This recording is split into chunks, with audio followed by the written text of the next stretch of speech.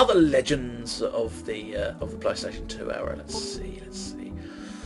Final. Oh, I suppose I mentioned Splashdown, Wave Race, Splashy Racy Waves. That was the first ever game I owned.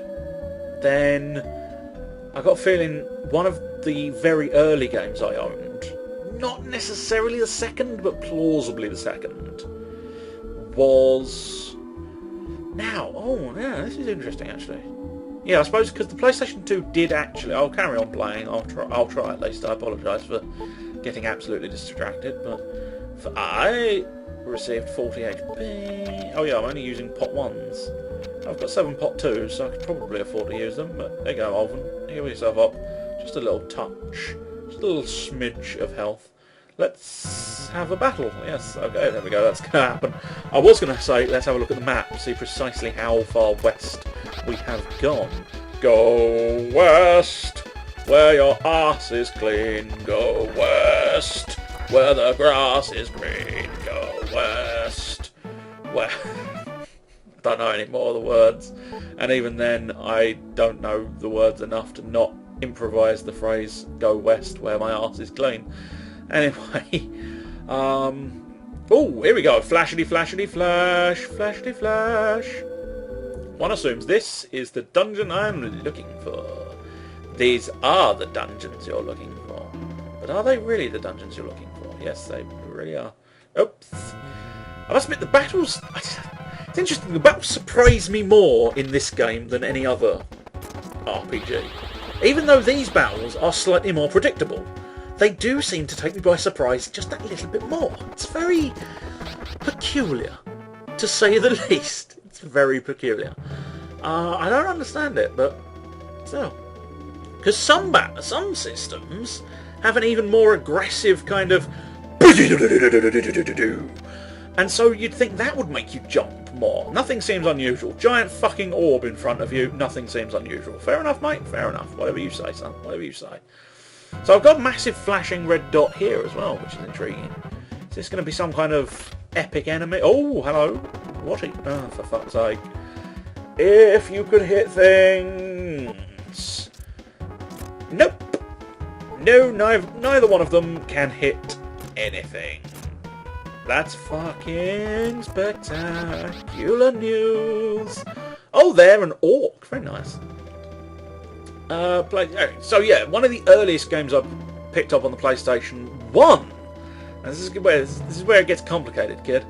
That was a reference to Doctor Who, not a derogatory statement against anybody listening, but I don't know why I felt the urge to clarify that, because I didn't want people going, hey, I ain't no kid, motherfucker. Oh yeah, he heals, but it didn't work, so fuck you. Fuck you thinking you can fucking revive people, asshole.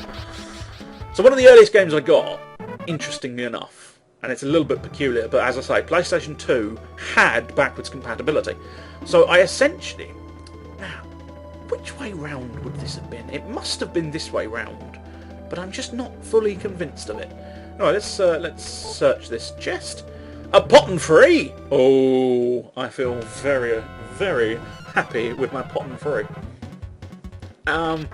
But it must have been this way round, but I don't know what would have spurred me on to do it this way round, unless maybe it was a friend. I had a friend who was obsessed with Final Fantasy VIII. He loved Final Fantasy VIII. And I think, to a certain extent, that's probably where my love of Final Fantasy VIII comes from. Because it was, my first Final Fantasy. No, it's not my first Final Fantasy. What am I talking about? That's bullshit. Bullshit. But so why did I try? I don't know. No, that's gone. That memory's fucked.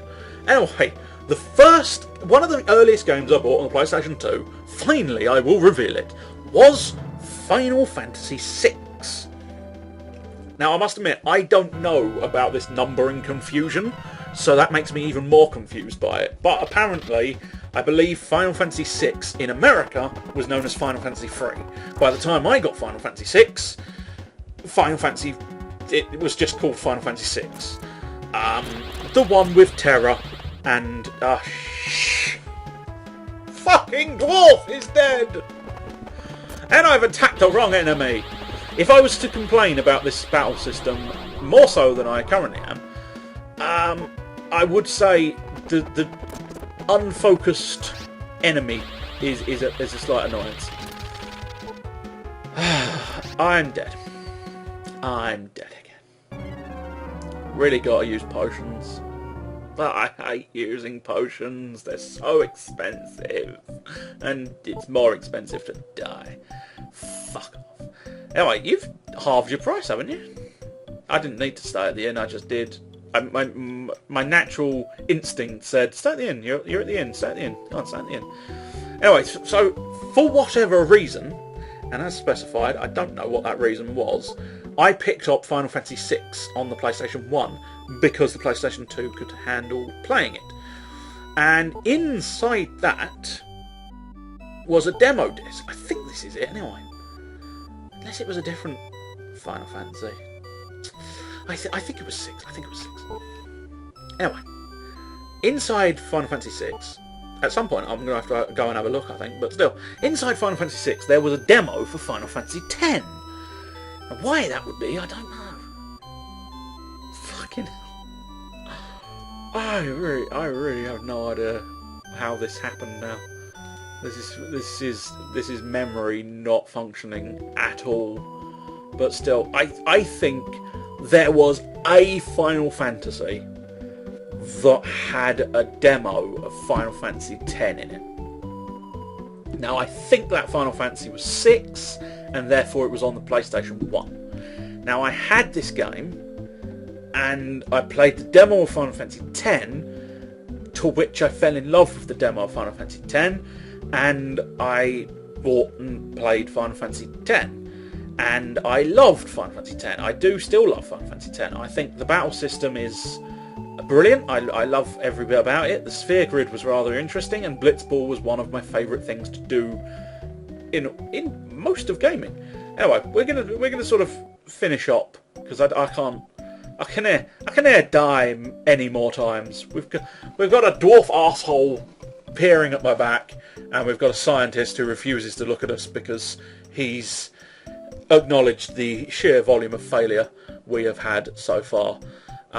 So he's just turned his back. He's gone, no, guys, I asked you if you could take me to Melanum, and you were supposed to be the ones to protect me and not die, and you've died on the way there, like twice at least.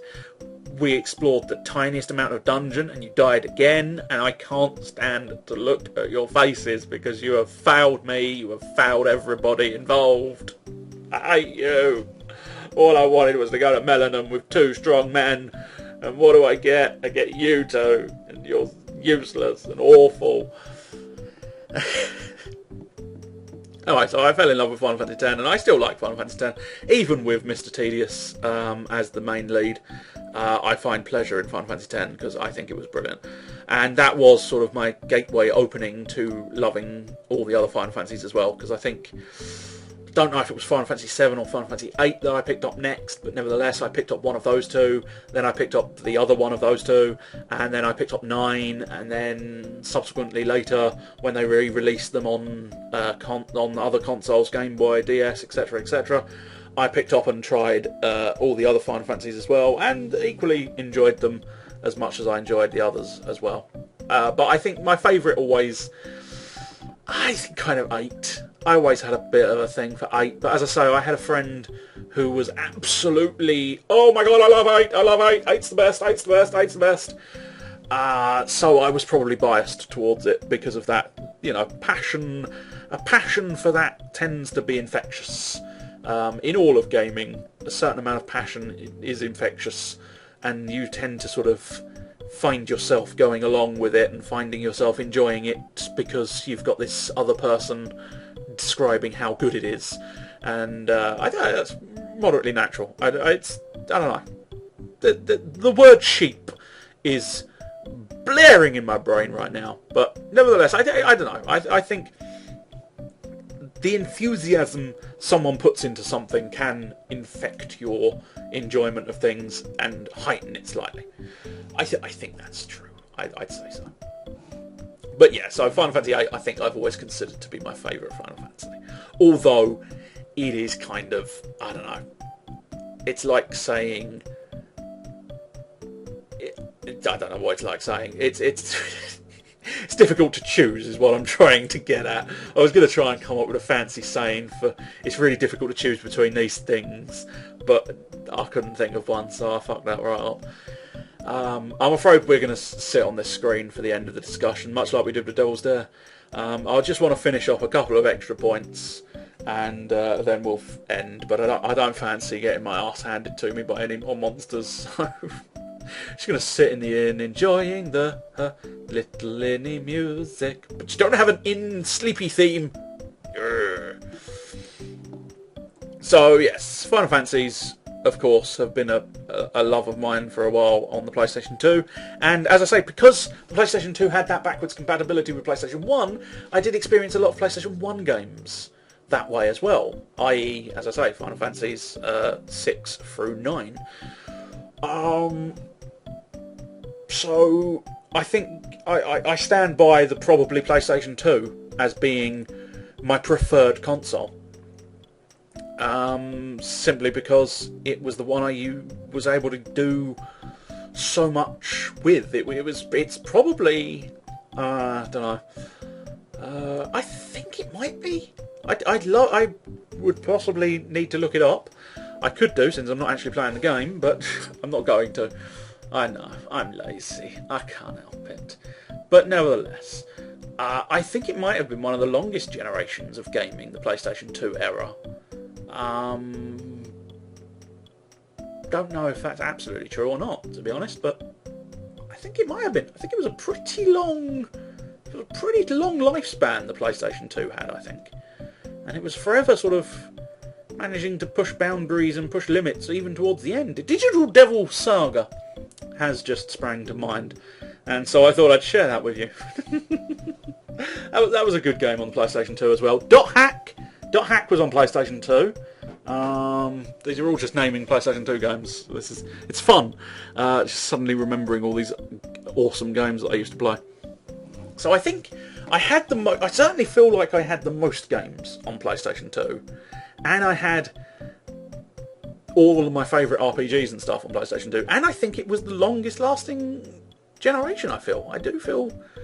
I suppose okay. NES may have had the edge, but for me, it was the longest of the generations, I think, because the PlayStation 3 actually feels like the PlayStation 3 was moderately short. So between the PlayStation 3 coming out and the PlayStation 4 coming out, I don't know how many years specifically, but it feels like that was moderately short. Because I'm still catching up with a ton of PlayStation 3 games that I've not completed and yet to play. So that tells you the PlayStation 4 is clearly out far too early than was absolutely necessary. But so in terms of the company, I suppose you can easily say that my favoured one was Sony, because I've gone PlayStation 2, PlayStation 3, PlayStation 4. But as I say, that's kind of syndrome of stick to the brand you like. And overall, I kind of think Microsoft and Xbox have bullshitted a little more. I mean, admittedly, this current generation of consoles has bullshitted a lot, but the Xbox, I feel, is possibly just that one step higher in the bullshitometer, than PlayStation ever was. But still. And so yeah. So I think PlayStation 2. I'm going with that as my final answer.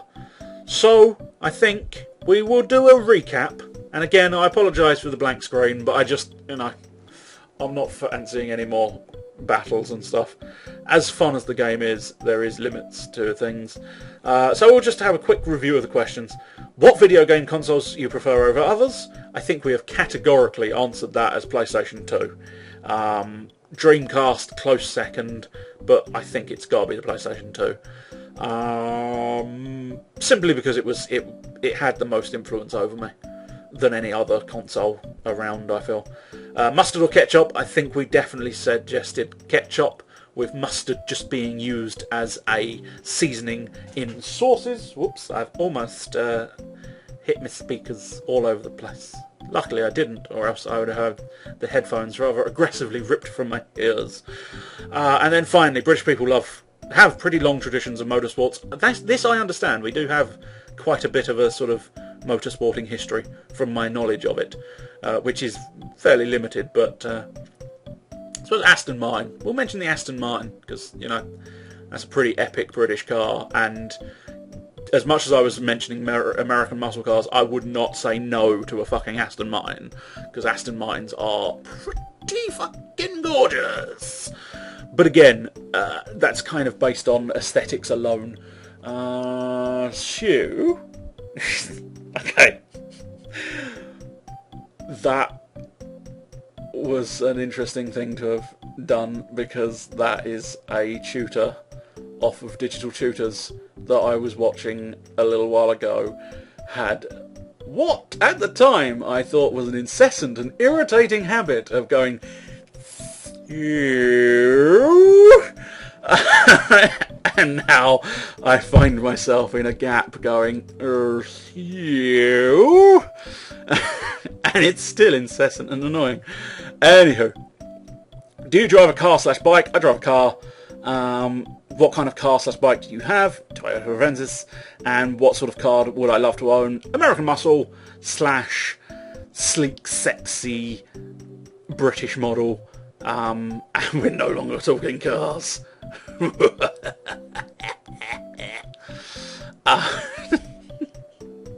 No, I mean, like I mentioned the Aston Martin. That's a really nice looking car, and I think a lot of the modern cars do have the advantages of all the modern technology. You know, the old beep beep beep beep beep beep beep beep beep. You're gonna crash. You're gonna crash. You're gonna fucking crash, son.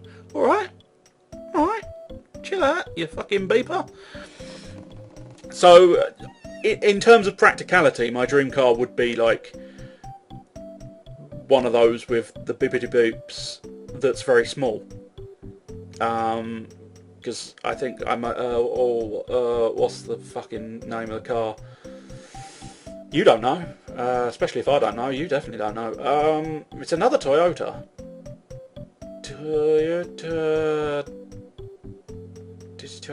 Is it? I don't think it's an Igo. It might be. It might be an Igo. I don't know. Anyway, my father has a rather nice car. Not like aesthetically nice. It's all right.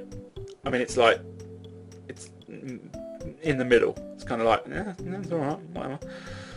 But it's nice and small, and I think it might be an Igo. It might be. I don't know. I don't know my car makes, but nevertheless, it's a nice, compact, small car, and that's kind of good because it's easier, isn't it? Really, it's easier to park. It's easier to unpark, and that's the tricky one. Parking it, that's easy. It's unparking it when you've got dickheads either side. Yeah, that's the tricky one. Anyway, so yeah, I think we've covered those questions nicely. A little bit boring towards the end, I'm afraid. Much like with Devil's Dare. I should perhaps try and limit discussion to a certain time frame, but hey, I didn't. Sorry. That was 7th Saga. They were your questions, ViceCommando. Hopefully you've learned some fascinating factoids and facts and other such words that end in or begin with the word fact. Fact hunters. We're all hunting for facts, aren't we? Which means we're all on the grand old fact hunt.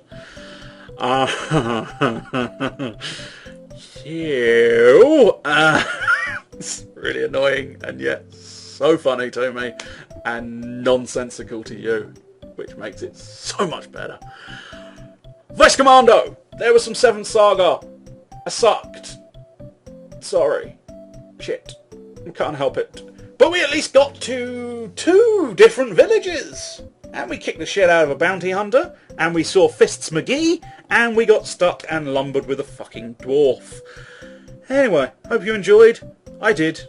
So, fuck y'all. Fuck y'all. I enjoyed it. That is enough, bitch. For this question, I will leave you with a grand old cheerio.